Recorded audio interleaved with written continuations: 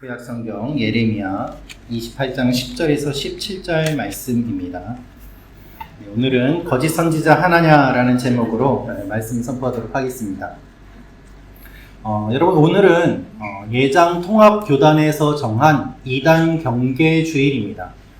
물론 우리 교회가 예장 통합교단에 속해 있지는 않습니다만은 이것을 계기로 하여서 또 이단에 대한 내용들을 확인하고 또 경계하는 마음을 가지면 좋겠다는 마음으로 말씀을 준비하게 되었습니다. 여러분, 혹시 이단을 만나보신 적이 있으십니까? 아니면 이단을 경험해 보신 적이 있으십니까? 이단을 만나셨다면 그들이 이단인 것을 바르게 분별하실 수 있겠습니까? 최근에 교회에서는 많은 이야기들이 들려오는데 그 중에 한 공통적인 이야기가 무엇인가 하면 교회의 젊은이들이 사라지고 있다, 청년들이 교회에 나오지 않는다라는 말들을 많이 듣습니다. 그런데 놀랍게도 많은 이단들을 보면요, 청년들이 거기에 다 가 있습니다. 신천지, JMS, 통일교, 여러 이단들의 모습을 보면은 젊은 사람들이 어떻게 그렇게 열심으로 활동을 하는지 모를 정도로 많은 청년들이 활동하는 것을 볼 수 있습니다. 최근에 통일교회 한학작 총재가 검찰에 구속되거나 송치되거나 할 때에도 그 앞길을 막으면서 엎드려서 눈물을 흘리는 사람들 중에 젊은이들이 대부분이었습니다. 어떻게 그들은 그 곳에 들어가서 그렇게 열심을 내고 있을까요? 많은 전문가들은 그들의 결핍인 이단이 채워주기 때문에 그렇다라고 이야기합니다. 통일교는 예를 들면 결혼하지 못할 것이라는 불안감을 채워줍니다. 배우자를 만나게 해주고 연결해주고 합동으로 결혼식까지 시켜줍니다. 또한 취직에 대한 불안을 가진 사람들에게 접근해서 취직을 시켜주겠다고 이야기를 하기도 합니다. 듣기에는 달콤하고 희망적입니다. 당신이 갖고 있는 걱정을 우리가 해결해 주겠습니다 라는 것이죠. 그러나 결국 자신의 재산과 인생을 빼앗기고 파멸에 이르는 것이 대부분의 이단들의 모습입니다. 그것이 이단의 특징이고 또한 이단이 위험한 이유인 것이죠. 여러분의 영혼을 누구에게 맡기는가는 매우 중요합니다. 여러분의 영혼을 이상한 사람들, 여러분을 착취하려는 사람들에게 맡기겠습니까? 그러면 안 되겠죠. 오늘 본문도 거짓 선지자가 등장합니다. 그 사람은 진짜처럼 보였습니다. 그러나 가짜였습니다. 이 사람이 갑자기 나타나서 하나님의 말씀을 전하는데 그 말씀을 듣고 사람들이 환호하였습니다. 인기를 누렸습니다. 그러나 하나님은 그가 잘못되었다고 말씀하십니다. 오늘 말씀을 보면은 가짜 메시지를 전하는 사람이 등장을 하는데 그 말이 좋은 말인가 옳은 말인가를 분별해야 됨을 알려주십니다. 그리고 그가 어떠한 결말을 맞이하는가를 우리에게 알려주십니다. 오늘 말씀을 통해서 우리 모두 다 영적으로 건강해지는 일들이 일어나기를 주님의 이름으로 축원합니다. 여러분, 오늘 말씀을 보면 먼저 가짜 메시지로 속이는 사람이 등장합니다. 예레미야 28장 1절부터 4절 말씀 같이 읽겠습니다. 시작. 유다왕 시드기야가 다스리기 시작한 지 4년 다섯째 달 기브온 앗술의 아들 선지자 하나냐가 여호와의 성전에서 제사장들과 모든 백성이 보는 앞에서 내게 말하여 이르되, 만군의 여호와 이스라엘의 하나님이 이같이 일러 말씀하시기를 내가 바벨론의 왕의 멍에를 꺾었느니라. 내가 바벨론의 왕 느부갓네살이 이곳에서 빼앗아 바벨론으로 옮겨간 여호와의 성전 모든 기구를 2년 안에 다시 이곳으로 되돌려 오리라. 내가 또 유다의 왕 여호야김의 아들 여고니아와 바벨론으로 간 유다 모든 포로를 다시 이곳으로 돌아오게 하리니 이는 내가 바벨론의 왕의 멍에를 꺾을 것임이라. 여호와의 말씀이니라 하니라. 아멘. 오늘 말씀의 배경은 기원전 약 594년인데요. 이때는 어떠한 때였는가 하면은 바벨론의 느부갓네살 왕이 예루살렘을 공격했습니다. 그래서 성전에 있는 기물을 다 가져가고 사람들을 포로로 끌고 갔습니다. 그러니 백성들은 절망과 슬픔 속에 빠져 있었던 것이죠. 이런 혼돈의 시기에 어떤 사람들은 이집트의 도움을 받아서 바벨론에게서 우리가 독립을 해야 된다라는 사람들도 나오기 시작하였습니다. 바로 이런 정치적인, 사회적인 혼란의 틈을 타서 하나님의 말씀을 선포한 사람이 하나냐라는 사람입니다. 이 인물에 대해서 우리는 몇 가지 중요한 사실을 발견할 수 있는데요.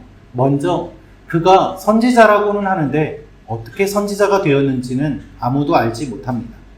성경 어디에도 하나님이 그를 선지자로 세우셨다는 이야기가 없기 때문입니다.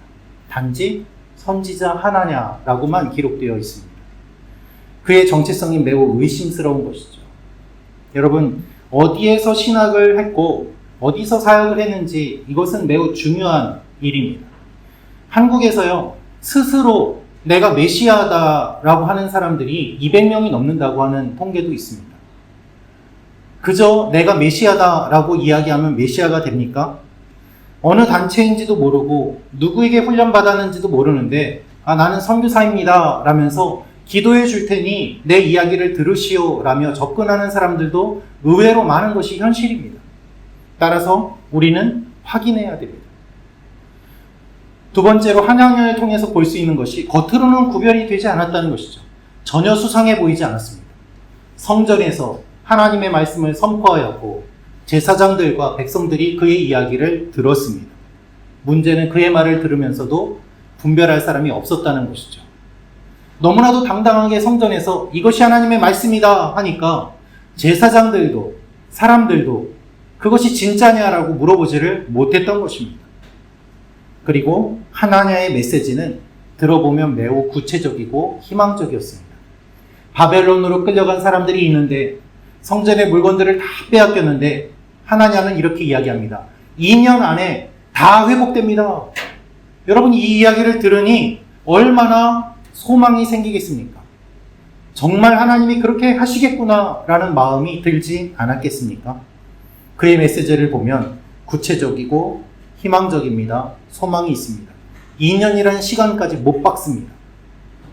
그러니 아무도 반박하지 못하는 것이죠. 그런데 여러분, 여기서 놀라운 사실이 있습니다. 하나냐라는 이름은 하나님의 은혜를 받았다는 뜻이에요. 하나님이 그에게 은혜를 베풀어 주셨다.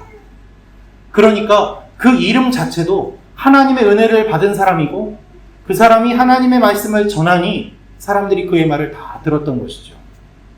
이름이 그럴듯하지 않습니까? 여러분, JMS라는 이단이 있지 않습니까? 왜 JMS인지 아십니까? 교주의 이름이 정명석입니다. 그 앞글자를 따서 JMS입니다. 정명석, JMS. 그런데 그것을 어떻게 해석을 할까요? 지저스, 메시아, 세이비어라고 해석을 합니다.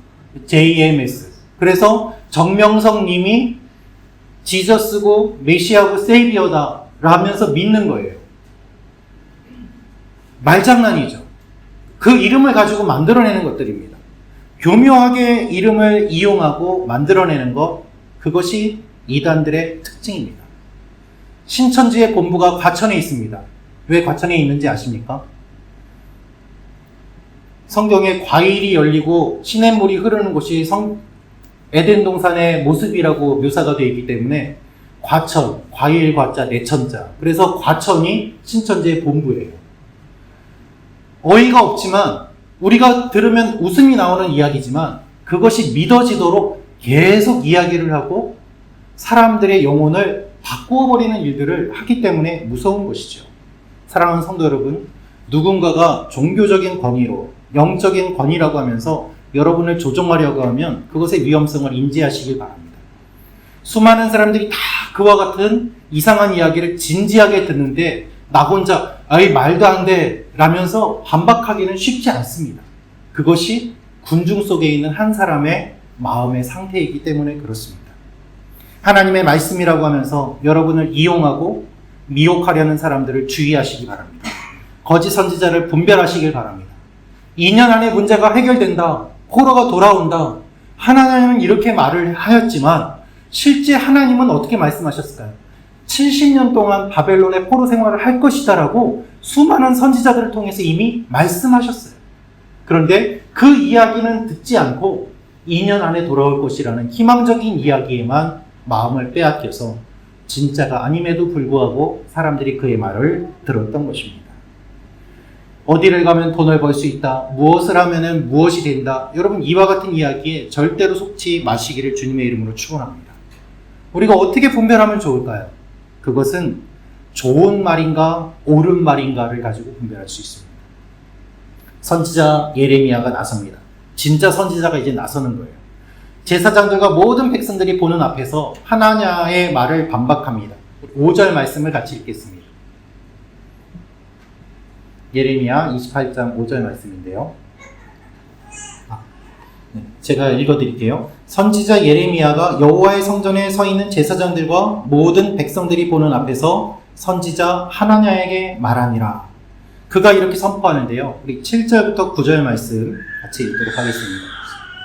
그러나 너는 내가 내 귀와 모든 백성의 귀에 이르는 이 말을 잘 들으라.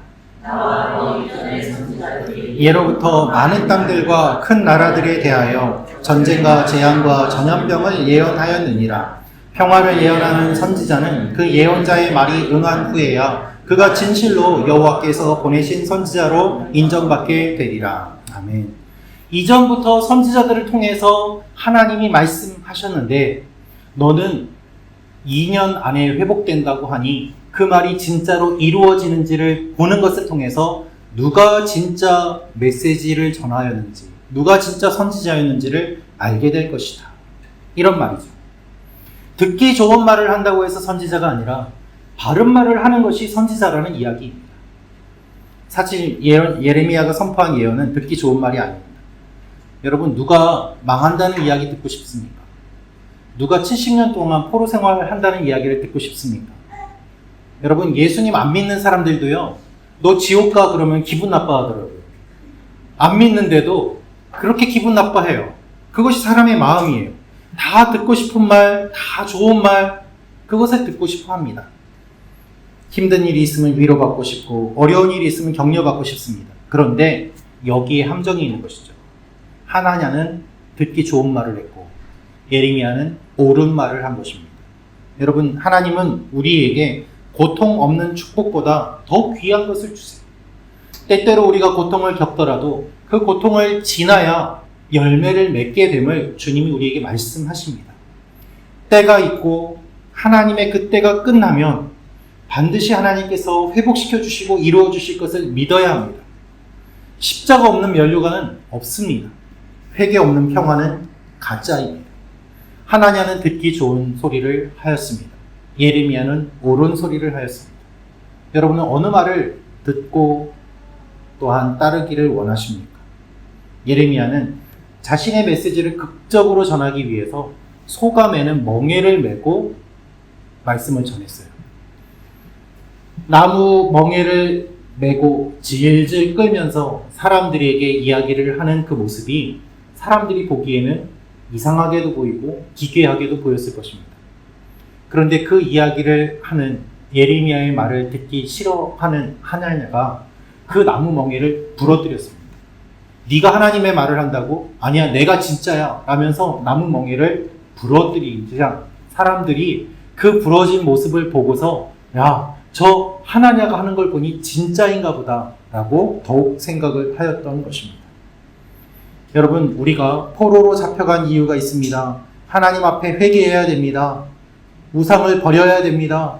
이집트를 의지할 것이 아니라 하나님을 의지해야 됩니다. 이렇게 말하는 예레미야의 말이 무시되었던 것이죠.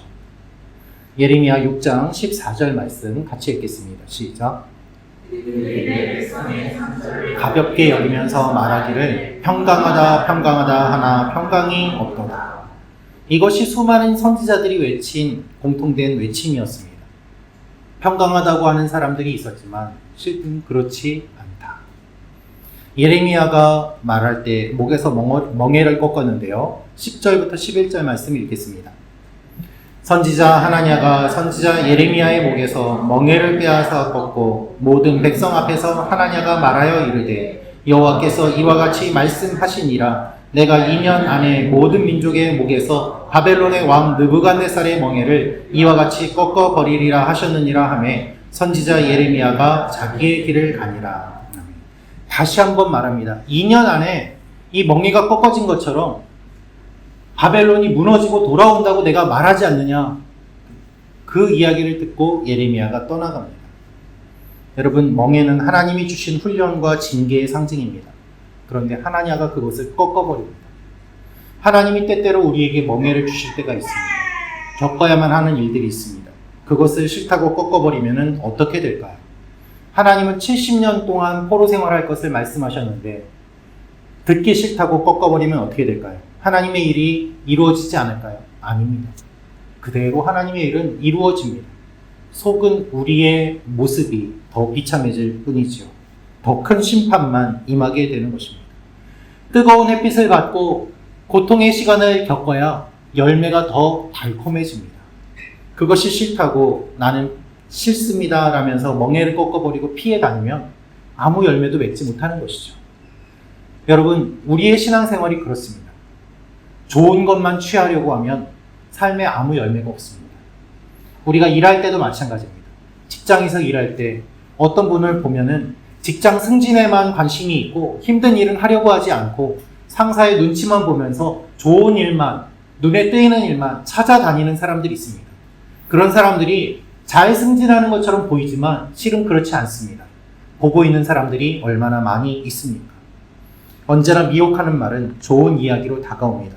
그러나 우리는 옳은 이야기를 들어야 되는 것이죠. 여러분 주위에 옳은 이야기하는 사람들이 많아지기를 기도하시길 바랍니다. 그런 분이 계시다면 귀하게 여기시길 바랍니다. 성경을 읽으실 때 불편하다고 띄엄띄엄 읽는 것이 아니라 처음부터 끝까지 쭉 읽으시기를 축원합니다. 말씀을 내 입맛에 맞게 바꾸어 버리는 것이 아니라 말씀에 나를 쳐서 복종시키는 일이 일어날 때 우리의 믿음이 건강하게 세워지는 것이죠. 자, 이 거짓 선지자는 어떠한 결말을 맞이하게 되었을까요? 하나님께서 예레미야를 통해 하나냐에게 말씀하십니다. 15절부터 17절 말씀 읽겠습니다. 선지자 예레미야가 선지자 하나냐에게 이르되 하나냐여 들으라. 여호와께서 너를 보내지 아니하셨거늘 내가 이 백성에게 거짓을 믿게 하는도다. 그러므로 여호와께서 이와 같이 말씀하시되 내가 너를 지면에서 제하리니 내가 여호와께 패역한 말을 하였습니다. 내가 금년에 죽으리라 하셨느니라 하더니 선지자 하나냐가 그해 7째 달에 죽었더라. 하나님이 말씀하십니다. 내가 너를 보내지 않았는데 너는 이 백성에게 거짓을 믿게 하는구나. 이 얼마나 무서운 말씀입니까? 여러분, 예전에 제가 일본에서 사역할 때요, SGI, 소가 가까이 인터내셔널, 창가학회라고 하는데요, 여러분들은 아마 남묘호륜개교라는 걸로 잘 아실 겁니다. 거기에 다니시던 분이 전도 받아서 예수님을 믿고 교회에 나오신 분이 계셨습니다. 일본 성도님이셨는데 제가 그분과 만나서 이야기를 했습니다. 거기에서 오셔서 예배 드리는데 어려운 부분이 없으신가요? 물어봤더니 이분이 놀랄만한 이야기를 해주셨어요. 아니요, 목사님, 하나도 불편하지 않습니다. 예배 순서가 저희하고 제가 있던 곳하고 똑같아요. 그래서 어떻습니까? 물어봤더니 처음에 사람들이 모이면은 서로 인사하고 노래를 몇 곡 부른대요. 그리고 대표로 누군가가 기도하고 그리고 자기들의 경전을 가지고 서로 읽는다고 합니다. 그거 끝나고 또 노래를 몇 곡 부르고 그리고 모임을 마친 뒤에는 소그룹 모임을 한답니다. 교회하고 똑같아요, 목사님. 그래서 그러면 뭐가 다른가요? 여쭤봤더니 설교가 달라요. 그거 하나가 다르기 때문에 제가 예수님을 믿고 교회에 다닙니다. 그 말씀을 하시는 이야기를 듣고 저도 참 많은 도전을 받고 놀라기도 하였습니다. 여러분, 끝이 다르기 때문에 이단이라고 합니다. 그 외에는 다 비슷해요. 그럴듯해 보여요. 그러나 가장 중요한 것이 달라요. 뭐가 다릅니까? 말씀이 달라요. 하나님의 말씀이 있느냐 없느냐, 이 말씀이 바르게 선포되느냐 그렇지 않느냐. 결국 우리가 붙잡아야 될 것은 영원한 생명의 근원이신 예수 그리스도와 그분을 증거하는 이 말씀인 것입니다. 이것이 아니면 우리는 아무것도 아닌 거예요. 바꾸어 말하면 다 똑같지만 바꾸어 말하면 설교, 즉 말씀이 가장 핵심임을 알 수 있어요. 하나님의 말씀은 변하지 않습니다. 풀은 마르고 꽃은 시드나 여호와의 말씀은 영영이 서리라. 하나냐도 성전에서 외쳤습니다. 다른 선지자들처럼 했습니다.